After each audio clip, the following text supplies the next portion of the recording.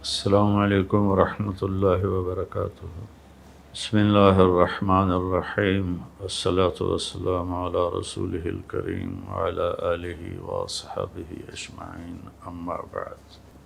دنیا میں جتنی بھی قومیں تباہ ہوئیں اس کا سبب ان کی معاشی تنگی، اسباب کی قلت یہ نہیں تھا۔ قرآن کہتا ہے ہر قوم اس وقت تباہ ہوئی جب وہ بے عمل ہوئے، بد عمل ہوئے، بد اخلاق ہوئے، تو اللہ تعالیٰ نے ان کو پکڑا، اور وہ قومیں اس وقت اپنے عروج پر تھیں۔ میرے محترم پاکستانی بھائیوں، بہنوں، بچوں، اس وقت جو واقعہ ہوا ہے ہماری بد اخلاقی اور پستی کی انتہا ہے۔ اس سے آگے بڑھ کر کوئی پستی نہیں، اس سے آگے بڑھ کر کوئی بے حیائی، بد اخلاقی نہیں۔ مجھے سمجھ میں نہیں آ رہا کہ میں اس کی مذمت کے لیے الفاظ کیا استعمال کروں، اور قوم کی اخلاقی پستی کے لیے کون سا نوحہ لکھوں، کون سا مرثیہ بیان کروں کہ ہم ہر لحاظ سے اخلاقی طور پر کتنے پست ہو چکے ہیں۔ ہمارے بھی زوال کا سبب اسباب کی کمی نہیں ہے، ہم نیوکلیئر پاور ہیں۔ ہماری پوری امت کی پستی کا سبب صرف بد اخلاقی، بے حیائی، نافرمانی۔ تو جب عروج آتا ہے تو وہ صفات پہ آتا ہے، جو زوال آتا ہے وہ بد اخلاقی اور اعمال کی پستی پر آتا ہے۔ اتنا شرمناک واقعہ ہے کہ میری زبان لڑکھڑا رہی ہے بولتے ہوئے۔ اس کی جتنی بھی مذمت کی جائے کم ہے۔ میری گزارش ہے حکومت کے اداروں سے کہ ان کو قانون میں جو سخت سے سخت سزا ہو سکتی ہے وہ دی جائے، اور میں حکومت پاکستان سے گزارش کروں گا کہ اللہ کے واسطے عدلیہ اور قانون اس کا اعادہ کریں، اس کو بدلیں۔ ہمارا قانون 150 سال جو انگریز بنا کر گیا تھا وہی چل رہا ہے۔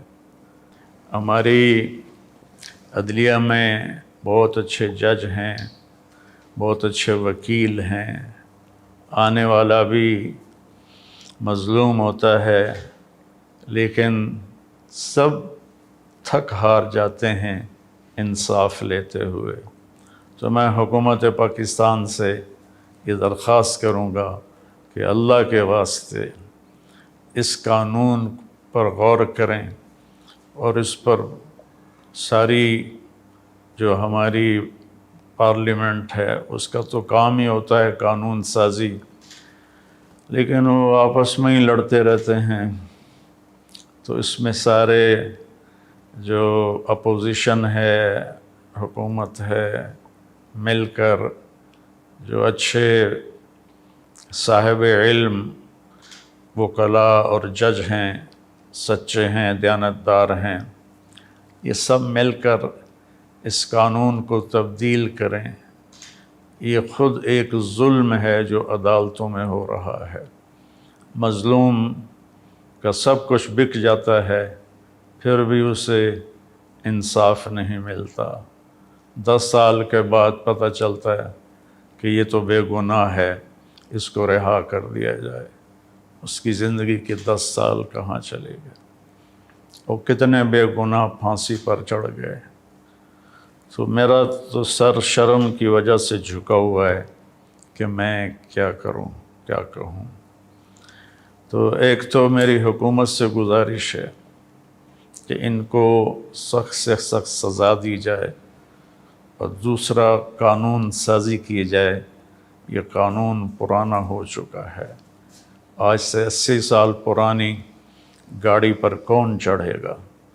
ایسے ہی 150 سال ہو چکے ہیں، اس قانون کو بدلنے کی ضرورت ہے۔ انصاف جلدی دینا یہ عدلیہ کے ذمے ہے، وکلاء کے ذمے ہے، حکومت کے ذمے ہے۔ چنگیز خان بہت بڑا حکمران گزرا ہے، بہت ظالم تھا، کوئی شک نہیں۔ دنیا کی سب سے بڑی حکومت بنائی، کوئی شک نہیں۔ دنیا کے 22% حصے پر اس کی حکمرانی قائم ہوئی۔ اس کا کوئی مذہب نہیں تھا، اس سورج کی پوجا کرتے تھے، لیکن اس کے قانون میں زنا کی سزا قتل تھی۔ کوئی زنا کرتا پکڑا جاتا، اس کی گردن اڑا دی جاتی تھی۔ چوری کرنے کی سزا بھی قتل تھی، جو چوری کرتا ہوا پکڑا جاتا اس کی گردن اڑا دی جاتی تھی۔ جھوٹ کی سزا بھی قتل تھی، جس کا جھوٹ ثابت ہو جاتا اس کی گردن اڑا دی جاتی تھی۔ تو ایک غیر مسلم نے اپنی قوم میں ایسا زبردست نظام بنایا۔ ہم تو ملت اسلام ہیں، اور یہ ایک واقعہ ہائی لائٹ ہو گیا۔ ایسے واقعات روزانہ ہو رہے ہیں۔ چائلڈ ابیوز بہت زیادہ، بچیوں کے اوپر زیادتی بہت زیادہ۔ یہ سامنے آ گیا اس لیے اس پر شور مچا، لیکن یہ واقعات تو روز ہو رہے ہیں۔ تو اللہ کے واسطے صرف حکومت یہ نظام نہیں بنا سکتی کہ لوگ بدل جائیں، ہمیں اپنے آپ کو بدلنا ہوگا۔ والدین سب سے پہلا اسکول ہوتے ہیں، وہ بچوں کی تربیت سے غافل ہیں، بس اسکول جائیں اور پڑھائی کریں، پھر آپ واپس آئیں، ٹیوشن پڑھیں، اور بس پھر کھانا کھائیں اور سو جائیں۔ آگے ہمارے اسکول صرف کاروباری ادارے ہیں، تربیت ساز نہیں ہیں۔ ہمارے کالجز میں لڑکے لڑکیاں اکٹھے پڑھتے ہیں، جب پیٹرول اور آگ اکٹھا ہوگا تو پھر آگ نہ لگے، یہ کیسے ہوگا؟ کو ایجوکیشن، مخلوط تعلیم، اس نے بے حیائی کو پروموٹ کیا ہے، اس میں کوئی شک نہیں ہے۔ میں خود کالج لائف گزار کے اللہ کے راستے کی طرف آیا، تو اس وقت میں اور آج اس کو 50 سال گزر چکے ہیں۔ میرا دکھ درد ہے بھائیوں بہنوں، اپنے بچوں کی بچیوں کی تربیت کرو، حفاظت کرو۔ اور اللہ کے نبی کا فرمان ہے رات کو اکیلے کوئی سفر نہ کرے۔ عجب میرے نبی کا فرمان ہے کہ کوئی مرد بھی ہے تو رات کو اکیلے سفر نہ کرے۔ اور میں سب والدین سے کہتا ہوں اپنے بچوں کے اخلاق پر نظر رکھیں۔ اسکول والے کالج والوں سے کہتا ہوں کہ بچے بچیوں کو اخلاق کا سبق دیں۔ علماء سے کہتا ہوں کہ فرقہ واریت کے بیان اور نفرت انگیز بیان چھوڑ کر ہر مسلک کے علماء وہ اچھے اخلاق، حیا، پاک دامنی کے خطبات اپنے ممبر سے بولیں اور قرآن کو بیان کریں اور سیرت کو بیان کریں۔ اپنا مسلک اپنے مدرسوں میں پڑھائیں، لیکن ممبر پر بیٹھیں تو قرآن کو بیان کریں۔ اور اللہ کے نبی کی سیرت کو بیان کریں۔ ہمارا میڈیا ہے وہ اس میں بڑا کام کر سکتا ہے کہ قرآن کے تفسیر کو، نبی پاک کی سیرت کو وہ مختلف پروگراموں میں بیان کریں تو اس کا بہت بڑا اثر پڑے گا۔ بہرحال رونے کے سوا اور کچھ بھی نہیں ہے کہ میں کیا کروں۔ اس واقعے کی مذمت کرنے کے لیے الفاظ ہی کوئی نہیں ہے۔ میرے نبی نے فرمایا تھا یوشک الامم ان تداعی علیکم کما تداعی الآکلۃ الی قصعتها، ایک وقت آئے گا تمہیں اس طرح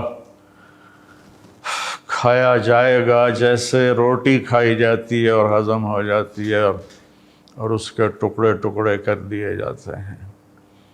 تو صحابہ نے پوچھا ومن قلۃ نحن یومئذ یا رسول اللہ، یا رسول اللہ کیا ہم ان دنوں تھوڑے ہوں گے؟ آپ نے فرمایا لا بل انتم یومئذ کثیر، تم بہت بڑی تعداد میں ہوگے، ولکنکم غثاء کغثاء السیل،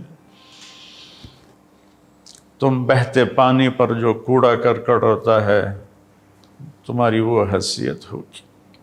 تو کیا خوبصورت تشبیہ دی کہ کثرت ہوگی لیکن اخلاق نہیں ہوں گے، حیا نہیں ہوگا، پاک دامنی نہیں ہوگی، سچائی نہیں ہوگی، جیسے کوڑا کرکٹ پانی میں بہہ کے پتہ نہیں کہاں چلا جاتا ہے، ایسے ہی تم اپنی اخلاقی پستی کی وجہ سے تباہ و برباد ہو جاؤ گے۔ تو بھائیو بہنوں، کوئی حکومت ایسی نہیں ہے جو سچ کو نافذ کر دے، پاک دامنی کو نافذ کر دے۔ یہ انفرادی ذاتی معاملہ ہے۔ ہم خود اپنی زندگی میں حیا، پاک دامنی، سچائی، رزق حلال، دیانتداری، پردہ، مستورات سے کہتا ہوں پردے کو رواج دیں۔ اللہ تعالیٰ نے اس میں بڑی حکمتیں رکھی ہیں۔ اللہ تعالیٰ ہمیں سچائی نصیب فرمائے، اچھے اخلاق نصیب فرمائے، اور اس بے حیا معاشرے کی اللہ اصلاح فرمائے اور اسے خیر کی طرف متوجہ فرمائے۔ السلام علیکم ورحمۃ اللہ۔